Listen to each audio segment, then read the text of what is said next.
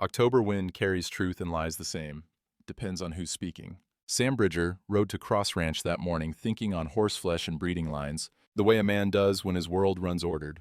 The thoroughbred stallion was worth the ride, worth the $800 Cross was asking. Sam's herd needed fresh blood. The yard looked wrong from 50 yards out. No children, no woman hanging wash, just dust and a mutt that barked once, then quit like it knew better. Cross met him at the gate, belly straining, his vest buttons, face red even in the cool air. He wiped his hands on stained trousers and tried to smile. You Bridger? I am. Stallion's in the barn. Go take a look while I fetch the papers. Sam dismounted slow. His knees weren't what they used to be. He led his mare toward the barn, boots crunching dry earth. The door stuck when he pushed it. Inside, the smell rolled out first. Hay and dung, and something sharper. Rust, iron, blood, if you knew the scent. Light cut through roof cracks in thin strips. His eyes adjusted slow. The sorrel stood in the far stall, bright-eyed and calm. Good-looking animal. But Sam didn't move toward the horse. Something else was in the shadows. A woman lay curled near a pile of old tack, wrists chained to the wall by a rusted bolt. Her dress hung in rags. Bruises covered her arms in different colors. Old and new, one eye swollen almost shut. She looked up at him with the kind of tired that goes bone deep. Her lips moved. Agua. A board creaked behind him. Cross filled the doorway, backlit like a warning. She don't talk much. Found her near my land couple weeks back. Fed her, gave her water, got her locked up 'cause she's wild. Sam's jaw tightened. His hand dropped to his side, fingers brushing his knife handle. You got papers on her too? Cross laughed. Hell, I saved her. She ain't got nowhere else to go. Sam knelt. The woman flinched when his shadow fell across her, but she didn't pull away when he checked her wrist. The skin underneath was raw, weeping. The chains weren't new. Someone had kept her like this a while. She stays chained? Sam's voice came out flat. She bit my boy, clean through the hand. Sam stood slow, turned. Cross's smile faltered. I'm here to buy a horse, Sam said. Not a person. This ain't that. I'm helping her. Third man stepped from the tack room. Cross's foreman, shotgun cradled loose in his arms. He didn't point it, didn't need to. Cross wiped his face. You want her? Make an offer. Sam's father taught him something when he was knee-high. Walk away from a crooked deal, but never from a person who needs help. The two don't always align easy. He looked at Cross, at the foreman, at the woman whose name he didn't know. 800 for the stallion, Sam said. Cross's smile came back. That's right. And 400 for her. The smile died. What? 1,200 total. You said make an offer. Sam pulled a leather pouch from his coat. The coins inside clinked heavy. That's more than the horse is worth, and we both know it. And Cross's face went from red to purple. The foreman shifted his weight, shotgun still cradled, but his knuckles white on the stock. She ain't for sale like that, Cross said. You just offered. I meant... Cross stopped, his eyes fixed on the pouch. $1,200 was $1,200. A man could do a lot with that kind of money in 1878, more than he'd see in 3 good years. Sam counted out the coins slow, let them clink on an old barrel head one at a time. The sound rang in his barn like a bell nobody wanted to hear but couldn't ignore. Cross licked his lips. She's more trouble than she's worth, Bridger. Mexican girl. Don't even speak English proper. Her daddy died owing me money. Mortgage came due right after he was buried. Convenient timing, I'd say, but that's God's will. Sam kept counting. 1,200. She ran off after the funeral. I found her squatting on land that wasn't hers no more. Brought her here to work off the debt, but she won't cooperate. That's theft, technically. 1,200, Sam said again. Right here, right now. The woman watched with her one good eye. She didn't understand all the words. Maybe, but she understood the transaction. Her breathing quickened. Cross snatched up the coins fast, like Sam might change his mind. He counted them twice, lips moving. When he was satisfied, he pocketed them and stepped back. She's your problem now. Sam drew his knife, a big bowie his father carried at Glorietta Pass. The foreman tensed, but Sam ignored him. He knelt by the woman and worked the blade into the bolt securing her chains. The metal was old, stiff with rust and dried blood. It fought him. Easy, he murmured, almost through. The bolt gave with a snap that echoed. The chains fell slack. The woman's hands dropped to her lap, wrists still circled by iron cuffs, but free. She stared at them like she'd forgotten what her own hands looked like. Sam slipped the knife under one cuff and twisted. The old iron bent, then broke. He did the same with the other. When both clamps fell away, she touched her wrists gentle, fingers tracing the raw skin. Can you stand? He asked. She tried, her legs buckled. Sam caught her. She weighed almost nothing, like a shadow held together by breath alone. He lifted her easy, one arm under her knees, the other supporting her back. Cross watched from the doorway, coins heavy in his pocket. "Reckon you bought more trouble than a horse, Bridger. That girl's daddy owed me plenty, and now she owes me. Law's on my side." Sam carried her past Cross without answering, past the sorrel mare he'd come to buy, past the foreman, who finally lowered his shotgun because the deal was done and there was no profit in shooting a man who'd just paid $1,200. He set the woman on his horse gentle, then swung up behind her. She slumped against him, too tired to sit straight. He could feel her ribs through the thin dress. "Name's Sam Bridger," he said quiet. "You're safe now." She didn't answer. Maybe couldn't, but her hand gripped his sleeve, and that was answer enough. They rode out of the yard. Cross stood watching, one hand on his full pocket, the other rubbing his jaw like he was working out numbers that didn't quite add up. Behind them, the barn stood silent. The chains lay in the dirt where they'd fallen. Sam didn't look back.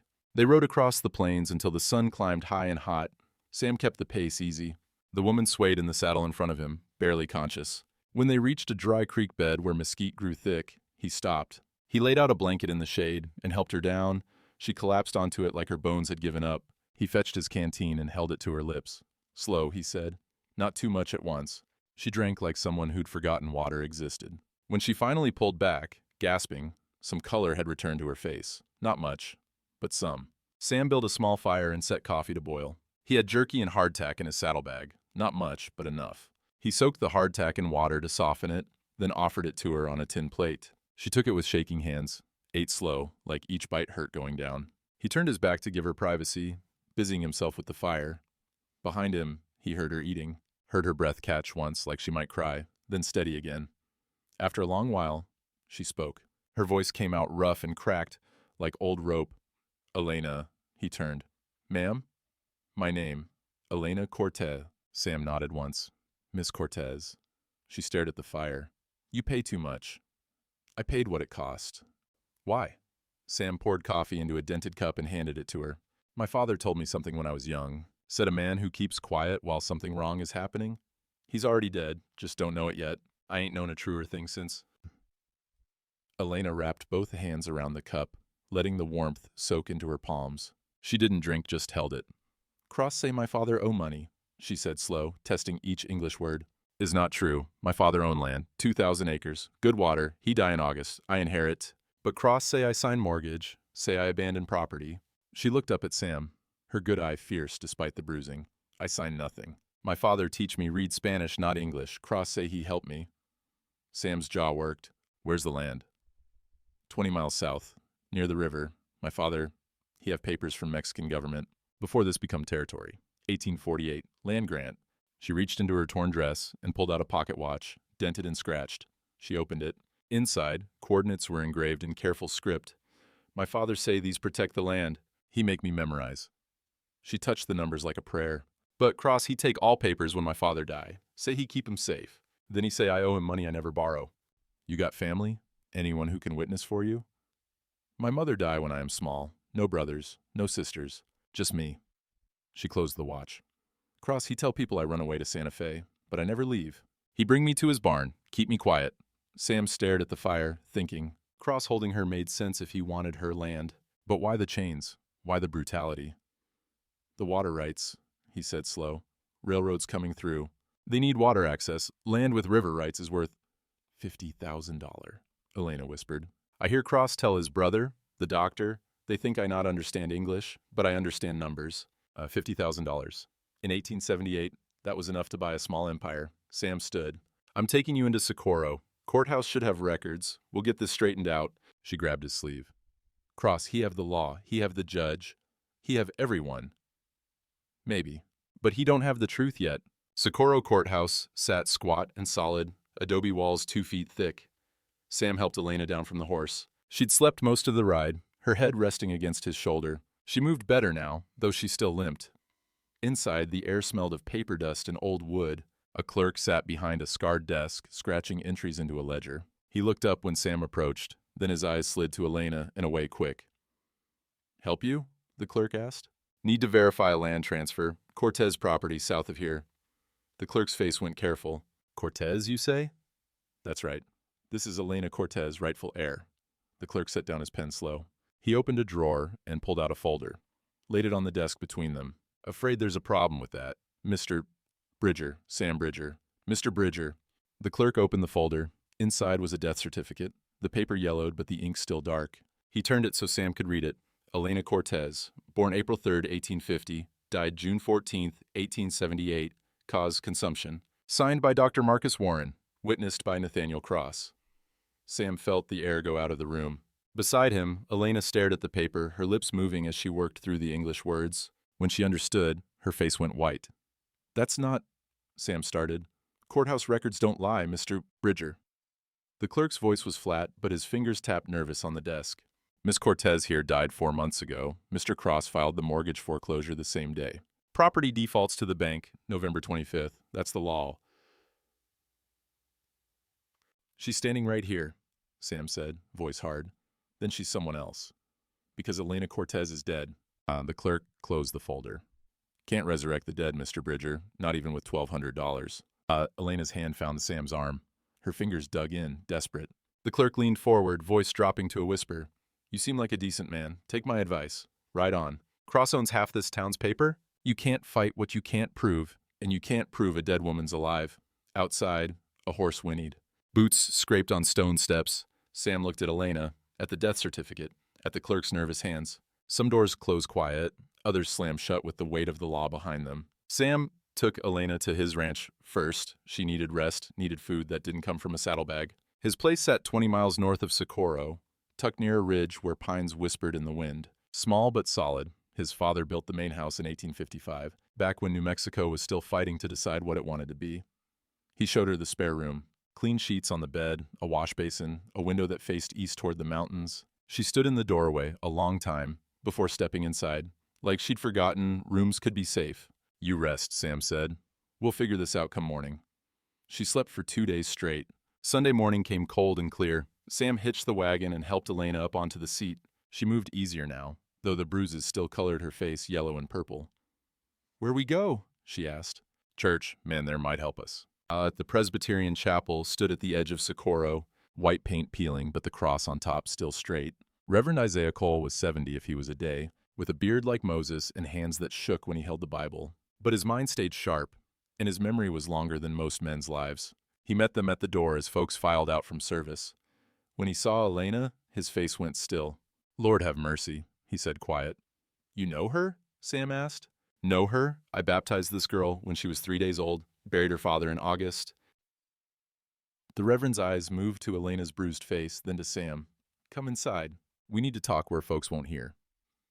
Inside, the chapel smelled of old wood and candle wax. The Reverend led them to a small office behind the altar. He pulled a thick registry from a shelf, the leather cover cracked with age. He opened it careful, pages crackling. His finger traced down entries until he found what he wanted. Elena Maria Cortez, born April 3rd, 1850, baptized April 6th, 1850. Parents: Diego Cortez and Maria Salazar Cortez. He looked at Elena.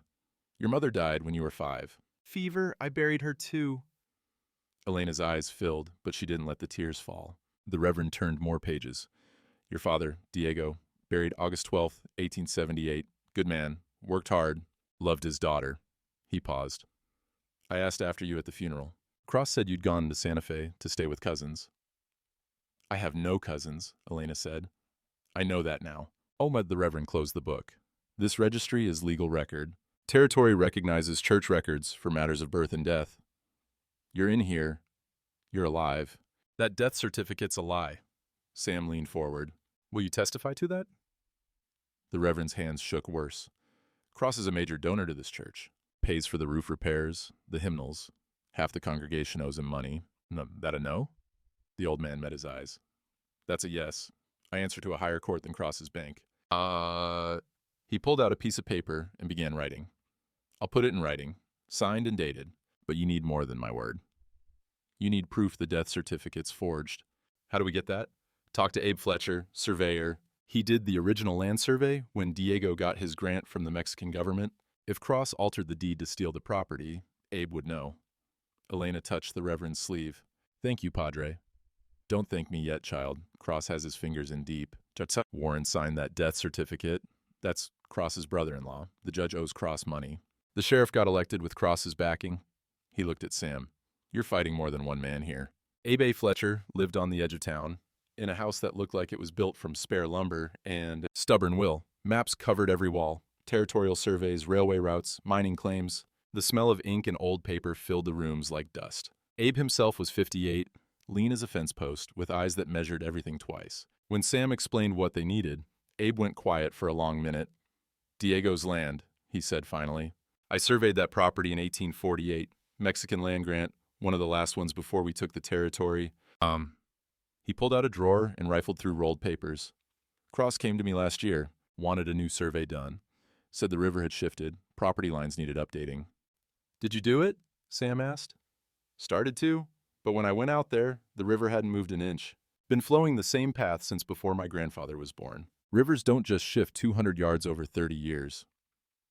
He found what he was looking for, 2 rolled maps. He spread them on a large table. The first map, dated 1848, showed the Cortez property in careful detail. The river bend curved southeast, marking the western boundary. The coordinates matched the numbers in Elena's pocket watch. The second map, dated 1878, showed the same property, but the river bend had moved. Now it curved southwest, cutting through what used to be Cortez land. "See that?" Abe pointed. "Someone redrew this, changed the river's course on paper, made it look like Diego's property was smaller than the original grant. Cross filed this new survey with the county, used it to claim Diego had encroached on public land Cross then bought for pennies." Sam studied both maps. "You willing to testify the river didn't move?" "River don't lie, Mr. Bridger. 30 years, I've charted this territory. My name's on those documents. I won't have it sullied by a banker's greed." Abe rolled up the 1848 map and handed it to Sam. "But understand something, when you go up against Cross with this, he'll come at you with everything he's got. He needs that land for the railroad deal. $50,000 buys a lot of mean." Sam took the map. "How long until the foreclosure goes through?" "November 25th, that's 3 weeks." Elena touched the old map like it was holy writ. "My father's hand," she whispered. "He signed here." "There, in the corner, Diego Cortez's signature, witnessed by the Mexican territorial governor in 1848 before the war changed everything." Outside, the wind picked up. Winter was coming early. Cross didn't waste time. By Monday morning, word had spread through Socorro like fever. Sam rode into town for supplies. The mercantile owner, a man named Hutchins who'd always been friendly, wouldn't meet his eyes. When Sam asked for flour and salt, Hutchins moved slow, like each item cost him something. "That'll be cash," Hutchins said. "No credit today." And Sam had always paid cash anyway, but the message was clear. He counted out the coins. As he loaded his wagon, he heard voices from inside, low and urgent. "Telling you, Cross came by yesterday. Said anyone who helps Bridger or that Mexican girl will answer for it." What's he gonna do? "We got rights." "Rights don't mean much when he holds your mortgage. Mine comes due in February. He can call it early if he wants. Bank's got that clause in every contract." Sam didn't wait to hear more. He climbed onto the wagon and drove out slow. At the bank, it was worse. 3 families stood outside, all with the same hollow look. The Garcias, who ran the livery, the widow Thompson, who owned the boarding house, and young Pete Sullivan, who'd just bought 40 acres south of town. Sam knew what it meant before anyone spoke. Mrs. Thompson saw him and walked over, her face tight. "He called our notes. All of them. Due in 30 days instead of next spring." Cross? "Who else?" She twisted her hands. "I can't pay in 30 days, Mr. Bridger. Nobody can." "He knows that. He's making examples." The bank door opened. Cross stepped out, thumbs hooked in his vest pockets, smile easy. When he saw Sam, the smile widened. "Bridger, heard you've been asking questions around town." "Public records. Last I checked, that's legal." "Oh, it's legal. Just unwise." Cross descended the steps slow. "See, people in this town depend on me. Their mortgages, their business loans, their livelihoods. When someone starts stirring up trouble, it affects everyone. Makes me nervous. And when I get nervous, I review my accounts real careful. That a threat? That's economics." Cross glanced at the 3 families. "Nothing personal, just business." Sam felt the anger rise hot in his chest. His father had taught him to keep his temper leashed. But there were limits. You're squeezing folks who got nothing to do with this. They got everything to do with it. Every person in Socorro needs to understand something. Cross's voice dropped. "That Mexican girl is dead. The law says so. The bank says so. Anyone who says different is calling me a liar. I don't take kindly to that." He walked past Sam, close enough that his shoulder almost brushed. "Enjoy your supplies, Bridger. Might be the last time Hutchins sells to you." The 3 families watched Cross climb into his carriage and drive away. None of them looked at Sam.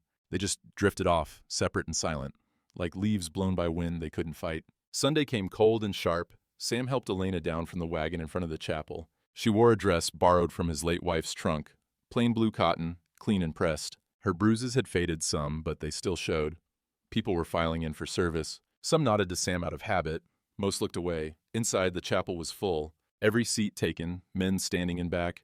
More folks than usual for Sunday service. Word had spread. They'd come to see which way the wind would blow. Sam led Elena down the center aisle. He'd been sitting in the same pew for 20 years, third row on the left, his father's pew before that. When he reached it, the family sitting there, the Mitchells, who'd always been cordial, stood up and moved to another row. The sound of it echoed, boots on wood, the rustle of skirts, silence spreading like spilled water. Sam and Elena sat down alone. Behind them, whispers started, not loud, just enough to carry. Bought her like livestock. Gone soft in his old age. Probably not even the real Elena. Just some... Reverend Cole entered from the side door. His eyes swept the congregation, taking in the empty space around Sam and Elena, taking in the families that had shifted to the far side. The way folks had divided themselves without being told. He walked to the pulpit slow, his hands gripping the worn wood. "Brothers and sisters," he began. His voice was steady, but Sam could hear the tremor underneath. "Today's sermon is from Matthew, chapter 25. I was a stranger, and ye took me in." More whispers. Some folks shifted in their seats. The Lord asks us what we did for the least of these. He don't ask if it was convenient. He don't ask if it was profitable. He asks what we did when someone needed help, and we had the power to give it. As a man stood up as the back, George Hendricks, whose farm mortgage was held by Cross. He walked out without a word. His wife and 3 children followed. Then another family, the Caldwells. They owned the freight business. Then Pete Sullivan, the young farmer whose note had been called. One by one, families rose and left. Some met Sam's eyes apologetically. Most looked at the floor. The sound of boots on stone echoed like nails being driven. When it was done, half the congregation was gone. Reverend Cole stood silent at the pulpit, his knuckles white. Finally, he spoke again, voice hoarse. "There's a price to pay for standing with truth. Always has been. Always will be. The question each of us has to answer is, what's my soul worth?" In the silence that followed, someone coughed. The stove in the corner popped and hissed. Outside, horses whinnied as the families who'd left climbed into their wagons. 5 families remained. The blacksmith and his wife, the surveyor Abe Fletcher, a widow woman Sam didn't know well, and 2 Mexican families who'd known Elena's father, 5 out of 30. Sam felt Elena's hand find his on the pew between them. Her fingers were cold. She didn't look at him, just stared straight ahead at the cross above the altar. Reverend Cole opened his Bible. "Let us pray." But Sam could hear what wasn't said. "You're alone now." Crosses made sure of that. Outside, wagon wheels rolled away through dust, and the sound carried like a long, slow goodbye to everything Sam had known about his town. Sam's ranch settled into a rhythm those next days. Work before sunrise, work after dark. Fences needed mending, cattle needed feeding. Winter was coming, and Winter didn't care about lawsuits or dead women walking. Elena moved through the house like someone learning to be alive again. She washed her dress in the creek and hung it to dry, swept the porch without being asked, fed the chickens and gathered eggs gentle, like she was afraid of breaking something. On the 3rd morning, Sam found her standing in the yard at dawn, watching the cattle in the near pasture. "You know ranching?" he asked. "My father, he teach me. Before my mother die, we have smaller place. I help with everything." She touched the fence rail. "I remember." "Then you remember work keeps a person steady." She looked at him, question in her eyes. "Can't fight Cross on his terms," Sam said. "He's got money, got the law, got people scared, but he don't got the truth. And he don't got you willing to stand up and claim what's yours. The courthouse man, he say I am dead. Then we prove you ain't. But first you need to be able to stand in front of a judge and show you know what you're talking about." He walked to the porch and fetched his Winchester from inside. "You ever shoot?" "My father showed me. Long time ago." "Then you remember that too." He set up targets against the ridge. Old bottles, tin cans, a piece of board with charcoal marks. The rifle was heavy in Elena's hands at first. She held it wrong, stock too loose against her shoulder. "Brace it here," Sam said, adjusting her grip. Recoil's gonna kick. You don't hold it right, it'll bruise you something fierce." She settled the stock, sighted down the barrel. Her hands shook some. "Breathe," Sam said. "Slow. Let it out halfway, then squeeze. Don't pull, squeeze." The shot cracked across the morning. The bottle exploded in a spray of glass. Elena lowered the rifle, eyes wide. Then something changed in her face. Not quite a smile, but close. The first one Sam had seen. Again, she said. They spent an hour on it. By the end, she could hit the charcoal marks more often than not. Her shoulder would be sore tomorrow, but she'd earned it. When they walked back to the house, she carried the rifle herself, held it like it belonged to her. In the evenings, they sat at the kitchen table with Sam's late wife's Bible. The leather was worn soft from Mary's hands, pages marked with pressed flowers and penciled notes. Your father taught you Spanish reading, Sam said. English ain't so different once you know the tricks. He showed her letters, sounded out words. She learned fast. Had the hunger for it that comes from knowing ignorance is a weapon someone can use against you. On the fourth night, Sam laid the death certificate on the table between them. Read it, he said. Elena's eyes moved over the words, slow but sure. When she reached the signature line, she stopped. Her finger traced the letters of her own name. That is not my hand, she said. I make the E different. See? This one, the middle line is too long. I make mine short. My father, he teach me careful. Always the same way. Sam leaned closer. She was right. The E in the forged signature had a middle stroke that extended too far. Small detail, but enough. You'd testify to that in front of a judge? Yes, no hesitation. Sam pulled out another paper, the mortgage cross claim she'd signed. Elena studied it, then shook her head. This one too, not my hand. And see here? This say I borrow $3,000. My father never borrow nothing. He say debt is a chain you put on yourself. $3,000. More than most men saw in a lifetime. If that mortgage was real, it would justify Cross taking the land. But if it was forged, if Sam could prove it was forged, then Cross wasn't just a thief, he was a fraud. Tell me about the courthouse, Elena said. How it look? Adobe. Thick walls, territorial style. Judge's bench up front, witness stand to the side. Windows? East wall, 3 of them, big ones. Why you ask that question like it matter? Sam poured more coffee. Town history. When they built the courthouse in 1855, the territorial judge said he wanted morning light on the witness stand. Said sunlight shows truth. Man can't lie as easy when the sun's on his face. Elena stared at her coffee. You think the light will show my father's papers are real? I think light shows a lot of things. Old ink versus new ink, real signatures versus forged ones. Weather on paper versus paper that ain't seen weather. He met her eyes. But we need to get you in front of that judge first, and we need witnesses. People willing to stand up when Cross tries to run you over with his money. The next morning, Reverend Cole and Abe Fletcher came to the ranch. They sat on the porch with Sam while Elena brought coffee. Cross has been making noise, Abe said, talking about how you're harboring a criminal. Says Elena stole property that belongs to the bank. Always let him talk, Sam said. It ain't just talk. He's got people scared. Half the town owes him money. Reverend Cole's hands shook when he lifted his cup. We need something that forces folks to choose. Something public. Sam looked out at his cattle in the near pasture. His brand marked them. SB Connected, his father's design. The letters joined in the middle because a man's word should connect to his actions. My annual branding's in 2 weeks, Sam said slow. Always invite the county. Make a day of it. Food, music, let folks see how a ranch runs proper. You're still doing that? Abe asked. With everything? Why wouldn't I? Cattle still need branding. Work don't stop for politics. Sam set his cup down. But this year I'll add something. I'll stand up in front of whoever comes and say my piece. Say, Elena Cortez is alive, is rightful owner of her father's land, and I'm standing witness to it. Put my brand on it, so to speak. The Reverend leaned forward. Cross will see that as a declaration of war. He already declared war when he chained a woman in his barn. Sam's voice was flat. I'm just making it official. Every man at that branding will have to choose. Stand with truth or walk away with Cross. No more hiding. Abe pulled at his beard. You do this, Cross will bring everything he's got. He'll call in your loans, your suppliers. He'll make it so you can't do business in this county. I don't have loans. My father taught me to own what I have, not owe for what I want. And I can do business anywhere cattle need branding and honest work gets respected. Sam stood. 2 weeks. November 10th. Spread the word. Anyone's welcome. Even Cross if he's got the stomach for it. Elena stepped onto the porch. She'd been listening from the doorway. And I will stand with you. Sam looked at her. The bruises were mostly gone now. She stood straighter, moved with purpose. The woman who'd been chained in Cross's barn was still there underneath, but something else was growing over it, something stronger. Yes, ma'am, Sam said. You will. After the Reverend and Abe left, Elena touched the branding iron hanging by the door. The SB Connected design, worn smooth from years of use. Connected, she said quiet. What you say, you stand by. That's right. Then I say this. I am Elena Cortez. I am alive, and I will take back what is mine. Sam nodded once. Reckon that's a start. But outside, a rider appeared on the horizon, dust rising behind him. Coming fast from the direction of town, news traveled quick when it was the kind nobody wanted to hear.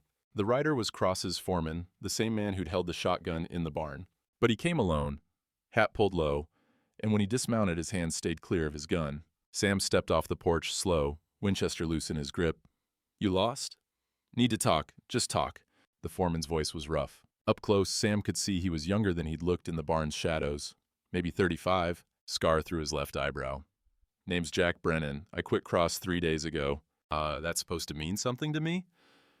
"Means I ain't drawing wages from a man who chains women in barns." Brennan glanced at the house, where Elena watched from the window. "Means I got things to say you'll want to hear." Sam didn't lower the rifle. "Talk then." "Cross had me burn papers back in June. Old documents. Spanish ones, look like. Made me do it. In the barn, in a bucket.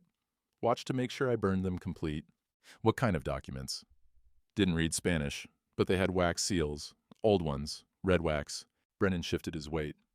"Afterward, Cross said if anyone asked, those papers never existed. Said he'd make it worth my while to forget I ever saw them." Why'd he burn them?" "Same reason men always burn papers. They proved something he didn't want proved." "I'm guessing they were your girl's father's land grant. The original one." Sam's grip tightened on the Winchester. "You willing to testify to that?" "In court? Against Cross?" Brennan pulled off his hat, ran his hand through his hair. "You know what that means for me. I'll never work in this county again. Hell, maybe this whole territory." "That a no? That's a what's in it for me?" Brennan met his eyes. "I ain't a good man, Mr. Bridger. I work for whoever pays. But there's lines even I don't cross. What Cross did to that girl," he stopped. "I got a sister, same age. If someone did that to her, I'd want somebody to speak up. So speak up. I will. But afterward, I'm riding north. Montana, maybe. Somewhere Cross's name don't reach." He put his hat back on. "You got one more thing you should know, Dr. Warren, Cross's brother-in-law. He made that death certificate at Cross's desk. I watched him sign it. This was back in June, right after they burned the papers. The girl was still at her father's place then, alive and healthy. I seen her at the funeral 3 days before." Elena appeared on the porch. "I remember you. You bring me water, in the barn. Only one time, but you bring it." Brennan looked at the ground. Wasn't enough. Was something, Elena said. After Brennan rode off, Sam stood on the porch a long time, thinking. The pieces were starting to fit together. Cross had burned Diego's original land grant, forged a new deed with altered property lines, then created a death certificate to make Elena disappear. Clean and simple. Except Elena hadn't disappeared, so he'd chained her up until he could figure out what to do with her. "We need to see Abe Fletcher," Sam said. "Right now." Abe's house smelled like ink and old paper, same as always. But tonight, lamplight made the maps on his walls look like golden spider webs. Sam laid the death certificate on Abe's work table. "Can you tell when this was made?" Abe pulled out a magnifying glass and a lamp with a bright lens. He studied the paper close, moving the glass slow across the surface. "Paper's the right age," he said after a minute. "Government stock, 1870s vintage, yellowed proper. But look here," he pointed to the signature. "This ink's too fresh." "How can you tell?" "Ink ages, Mr. Bridger. Oxidizes, fades, gets a brownish tint. This ink," he moved the magnifying glass. "This ink's still black, true black, like it was written within the last few months." Sam leaned closer. "You sure?" "I've been examining documents for 30 years. You learn to spot the difference. See how sharp these lines are? Old ink spreads some, gets fuzzy at the edges where it's soaked into the paper. This is clean, fresh." But Reverend Cole, who'd come with them, adjusted his spectacles. "Could someone have used old ink? Saved it from back in June?" "Possible. But ink kept in a bottle for months develops a skin on top, gets thicker. When you write with it, it lays down uneven. This," Abe tapped the paper, "this is smooth, consistent, new ink from a fresh bottle." "So Cross's forger used period paper but fresh ink," Sam said. "Looks that way. Probably bought old government paper stock from somewhere. Figured nobody would check the ink itself." Abe set down the magnifying glass. "Question is, how do we prove it in court?" "I can testify to what I see, but a judge might say, I'm biased. We need something more definitive." Sam remembered something. "You know about the courthouse windows? The east ones? Sure, morning light comes through direct. Light shows ink age different than lamplight?" Abe went still. Then he smiled slow. "You're thinking what I'm thinking. Tell me if I'm wrong. And sunlight has a different spectrum than lamplight. Shows colors different, shows age different. Old ink under sunlight looks distinctly different than fresh ink. The oxidation's more visible. If we could get this certificate in front of the judge, with morning sun coming through those windows, we could show the whole courtroom the ink's too fresh. Reverend Cole leaned back in his chair. That's not just testimony. That's physical proof. Right there in front of God and everybody. The trial's set for November 24th, Abe said. Day before the foreclosure goes through. Judge Carson's presiding. He's in Cross's pocket, but he's also got pride. He don't like being made a fool of. If we can show him physical evidence of forgery in public where the whole county can see, he'll have to rule fair, Sam finished. Maybe. If his pride's bigger than his fear of Cross. Elena had been quiet, listening. Now she spoke. What about the other paper? The mortgage I supposed to sign? Abe pulled it from a folder and examined it the same way. After a minute, he nodded. Same thing, fresh ink on old paper. Cross's forger wasn't as smart as he thought he was. Sam felt something loosen in his chest. Not relief, not yet, but possibility. So we've got church records proving Elena exists. Original survey maps proving the property lines were changed. Testimony from Cross's own foreman about burned documents. And now physical evidence. The death certificate and mortgage are forgeries. That's a strong case, Reverend Cole said. If we can get it heard fair. Oh, that's the trick, ain't it? Abe's hands trembled slightly as he rolled up the documents.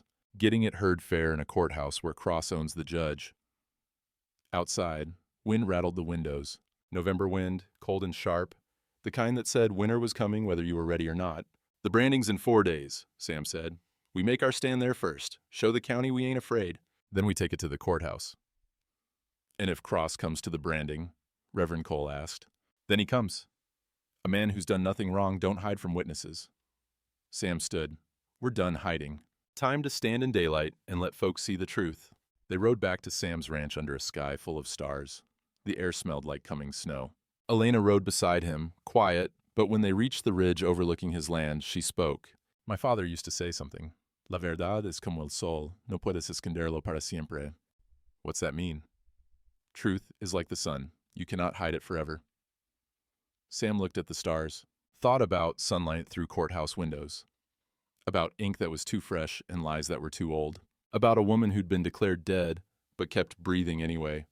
Reckon your father was right, he said. He usually was. They rode the rest of the way in silence, but it was the good kind. The kind that meant two people didn't need to fill the air with words because they understood what needed doing. Behind them, Socorro slept under cold stars. Ahead, the ranch waited with its work and its promise of something like home.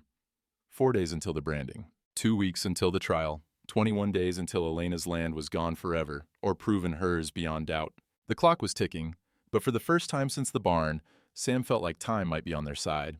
The night before the branding, Sam sat on his porch watching darkness settle over the valley. His coffee had gone cold an hour ago, but he kept holding the cup anyway.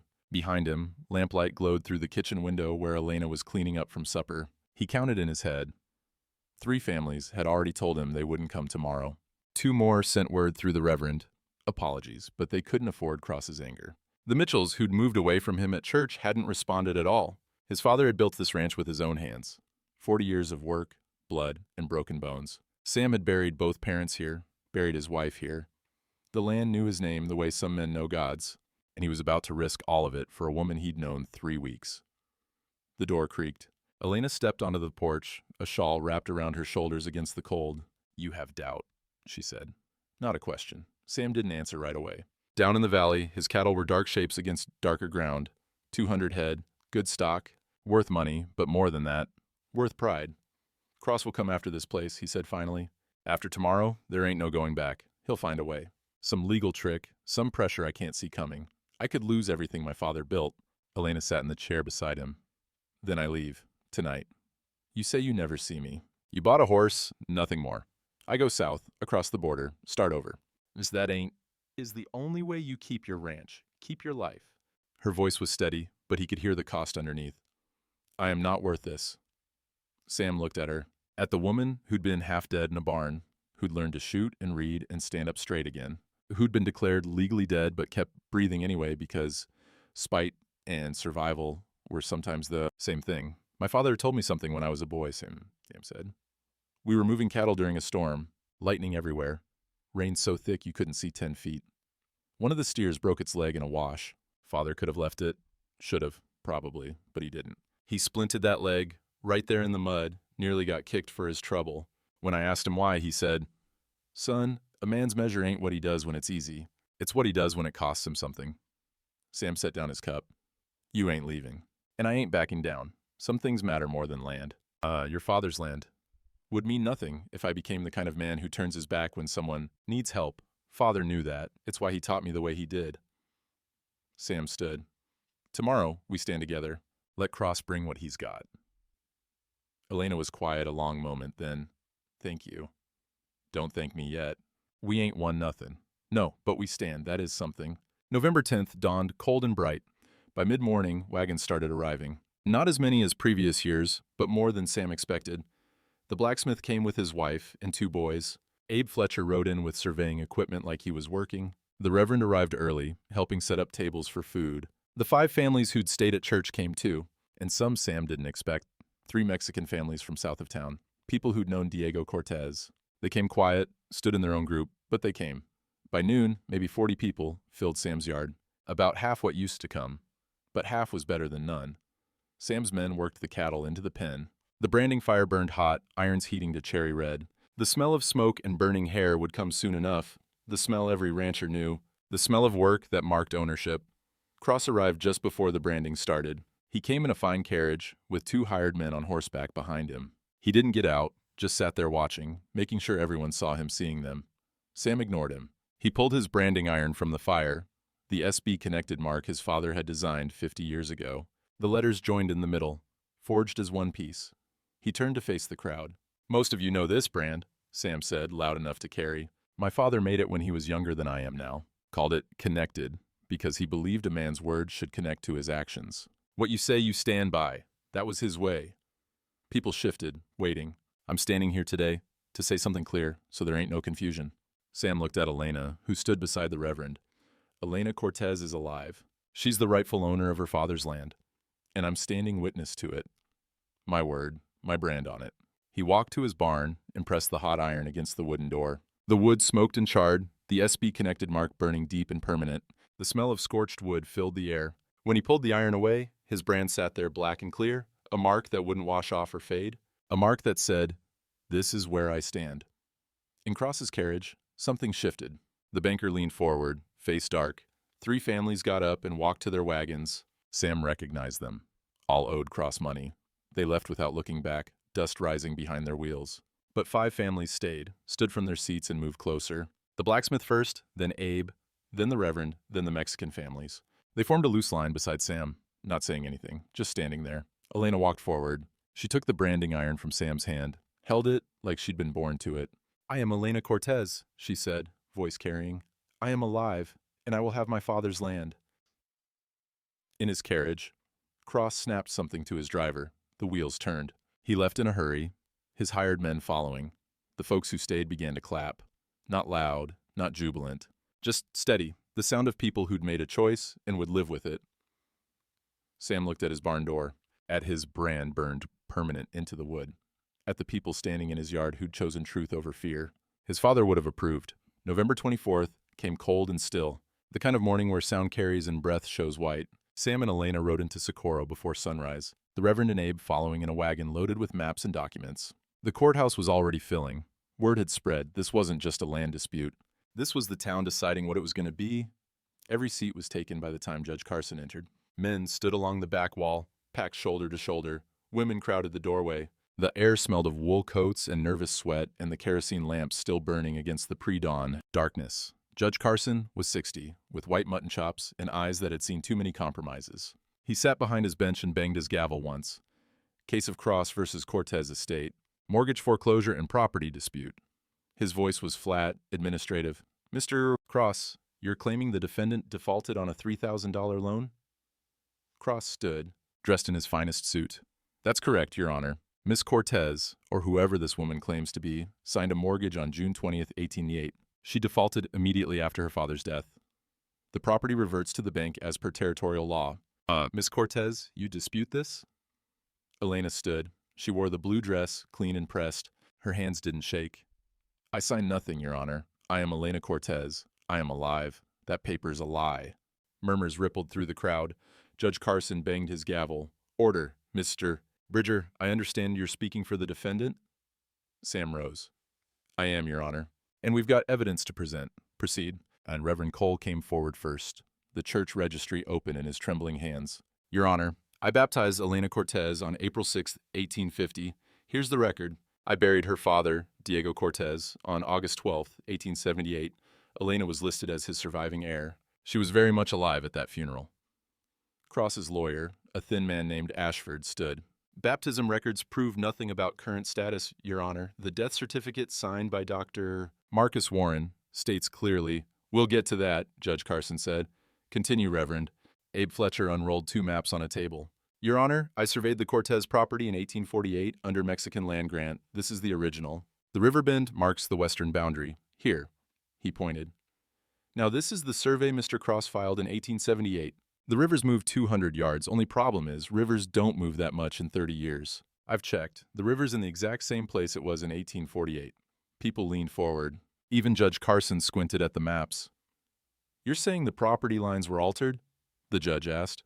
I'm saying one of these maps is accurate and one ain't, Your Honor. The 1848 map is sealed by the Mexican territorial governor. The 1878 map was drawn by someone I don't know, using my old survey notes as reference. But the river bend's wrong.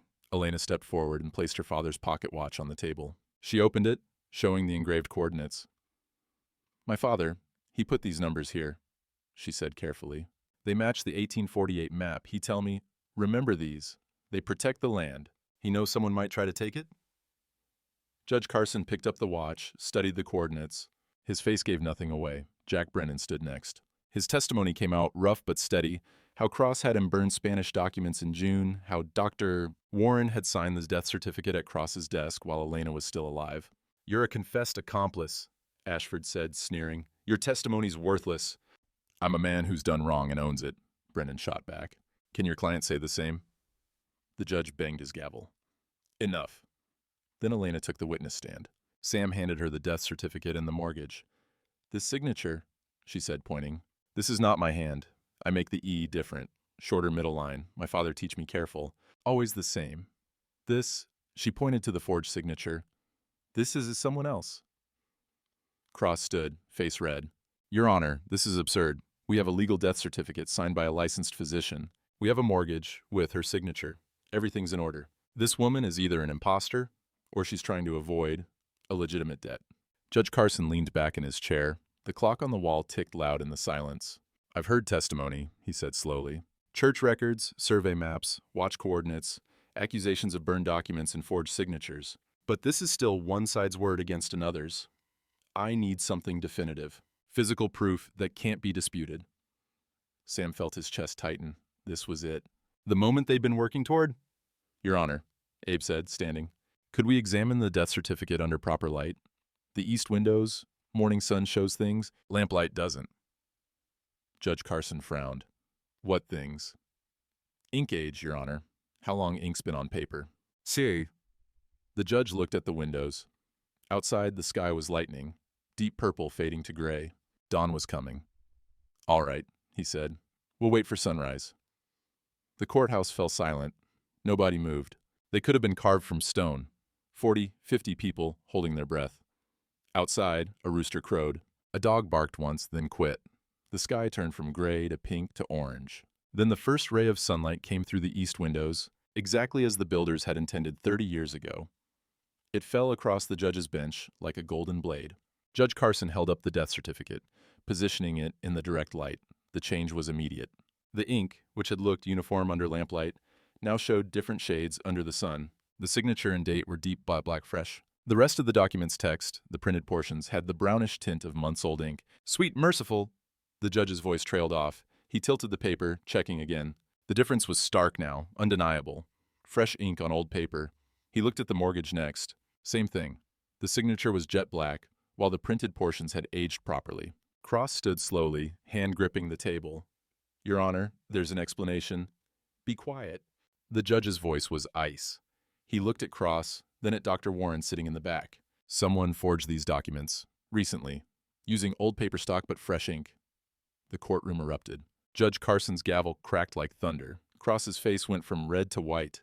His mouth worked, but no sound came out. Finally, the railroad.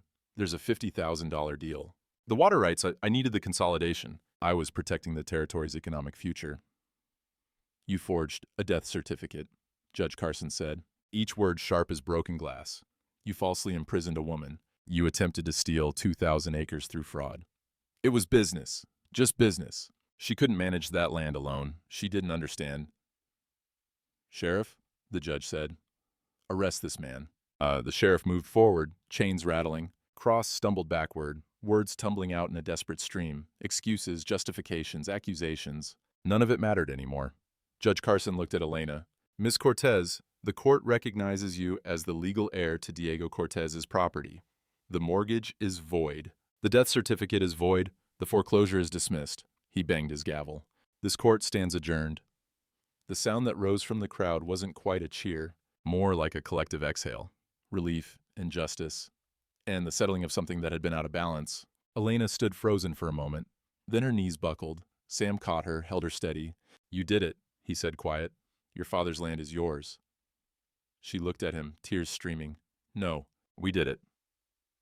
Outside, morning light flooded Socorro, turning the dust to gold. Cross spent the night in the Socorro jail. By morning, territorial marshals arrived to take him to Santa Fe for trial. Fraud, false imprisonment, forgery. The charges stacked up like cordwood. Warren lost his medical license before noon. The bank, under new management, quietly began reviewing every mortgage Cross had issued in the past 5 years. Some things, once brought to light, couldn't be hidden again. Sam and Elena rode back to her father's land that afternoon. She hadn't seen it since the day Cross's men dragged her away. 20 miles south of Sam's ranch, where the river curved and the grass grew tall even in November, the house stood empty, shutters hanging loose. Someone had been through it, drawers pulled out, papers scattered, looking for the original land grant, most likely. They hadn't found it because Diego Cortez had been smarter than they'd given him credit for. He'd given the original to the church for safekeeping, told the reverend to hold it until Elena came asking. She walked through the room slow, touching things. Her father's chair, her mother's dishes, dusty but unbroken, the iron stove where she'd learned to cook. Everything was smaller than she remembered, the way places from childhood always are. Outside, the cattle had scattered, but some still bore her father's brand, a simple DC inside a circle. Diego Cortez. Connected to the land, connected to his daughter, connected to a promise that outlived him. I need to work this place, Elena said. Make it live again. You will, Sam said, but not alone. Not at first, she looked at him. You have your own ranch. 20 miles ain't far. And I've got men who can handle my place for a few weeks while we get yours running proper. He gestured at the corrals, the barn that needed patching. Your father built something good here. Deserves to be kept upright. Why you do this? You have enough trouble already. Sam pulled off his hat, turned it in his hands. My wife Mary died 8 years back, baby too. Thought I was done with caring about much beyond cattle and fence lines. Then I walked into Cross's barn and found you. He met her eyes. Reckon God puts people in our path for a reason. I ain't smart enough to question why, just grateful I paid attention. Elena didn't answer right away. Finally. My father used to say, La familia no es solo sangre. Family is not just blood. Your father sounds like he was a wise man. He was. She touched the house wall. I think he would like you. 2 days later, they held a branding. Just a small one. 5 calves that had been born after Diego's death. Unclaimed stock that legally belonged to Elena now. Sam heated the iron in a fire pit, while Elena stood ready with rope and steady hands. She'd practiced on fence posts all morning until Sam said her form was good enough. The first calf fought when they brought it into the pen, but Elena moved like her father had taught her. Calm, quick, no wasted motion. She got the rope around its legs, held it steady. Sam handed her the iron. The DC brand glowed orange-red. Your father's mark, he said. Your inheritance. Claim it. Elena pressed the iron to the calf's hide. The smell of burning hair rose sharp in the cold air. The calf bawled once, then fell quiet. When she pulled the iron away, the brand sat there clean and permanent. Her hands shook a little as she handed the iron back. I never do this before. My father always say, I am too young. Someday, he say, when you are ready. You're ready now. They branded the other 4 calves. By the end, Elena's movements were sure, practiced. When the last one was done, she stood looking at her small herd, 5 calves bearing her father's mark. Proof of continuity, proof the land would go on. Abe Fletcher and the Reverend had come to witness it. The Reverend cleared his throat. Your father would be proud, Elena. Very proud. I wish he could see. Maybe he can. The Reverend pulled a sprig of rosemary from his coat pocket. I brought this from the church garden. Thought you might want to plant it at his grave. For remembrance. Elena took the herb, held it to her nose. The scent was sharp, clean, alive. Yes, I would like that. Diego's grave sat on a hill overlooking the river. Simple wooden cross, no stone yet. The earth had settled some, but was still raw enough to show its newness. Elena knelt and dug a small hole with her hands. She planted the rosemary careful, packed the soil around its roots, poured water from her canteen. The plant looked small and fragile against the empty hillside. But rosemary was tougher than it looked. It would survive. Gracias, Papa, she whispered. For the land, for teaching me, for the watch that saved everything. She touched the cross. I will make you proud, I promise. Sam stood a respectful distance away, hat in his hands. The Reverend murmured a prayer in English and Spanish both. Abe just stood quiet, which was its own kind of prayer. When Elena stood, her face was wet but calm. She looked at the land stretching out below, 2,000 acres of hard ground, good water, and possibility. What do I do now? She asked. Live, Sam said. Work the land, build something worth keeping. Alone? He looked at her then, really looked. At the woman who'd been chained and declared dead, who'd learned to shoot and read and stand up in front of a judge without flinching, who'd taken back her inheritance through nothing but stubborn truth and people willing to stand witness. Reckon that's up to you, he said. But I'm 20 miles north if you need help, or company, or just someone to check fences with. Elena smiled, small, but real. 20 miles is not so far. No ma'am, it ain't. They rode back to the house together. The sun was setting, painting the valley in shades of orange and gold. Smoke rose from the chimney where they'd lit a fire earlier. The land looked less empty now, more like a place where life might take root again. At the porch, Elena turned to Sam. You saved me. In the barn, in the courthouse, every day between. I owe you. You don't owe me nothing. You saved yourself. I just cut the chains. No. She took his hand, held it firm. You stood when others walked away. You were serum. You risked everything. That is not nothing. Sam looked at their joined hands. Hers were callous now from work. Strong, real. Reckon we helped each other, he said. Yes. She didn't let go. Reckon we did. Winter came hard that year, but both ranches weathered it. Sam rode over to Elena's place 3, sometimes 4 times a week. Helped with repairs, with the cattle, with the 100 small things a ranch demands. She learned fast, worked hard, and by spring her herd had grown to 40 head. The town healed slow, the way towns do. Cross served 5 years in territorial prison, then moved east St. Louis, someone said. Dr. Warren opened a hardware store, kept his head down, never practiced medicine again. The families who'd walked away from Sam's branding drifted back one by one, sheepish and quiet. Sam didn't hold it against them. Fear was a powerful thing, and not everyone was built to stand against it. But the ones who had stood, the blacksmith, the Reverend, Abe Fletcher, the 5 families, the Mexican neighbors, they formed a bond that went deeper than business. They knew what they'd risked and what they'd won. Truth witnessed becomes community, and community becomes strength. Some stories end with a kiss. This one ended slower, quieter, more honest. Sam's brand burned into his barn door stayed there, a reminder that some declarations are permanent. Elena's rosemary grew thick by her father's grave, fragrant and tough. And on summer evenings, 2 figures could sometimes be seen on horseback, riding the property line between 2 ranches, checking fences and water rights, talking about nothing important and everything that mattered, whether they were partners in land or something more. Well, that was their business.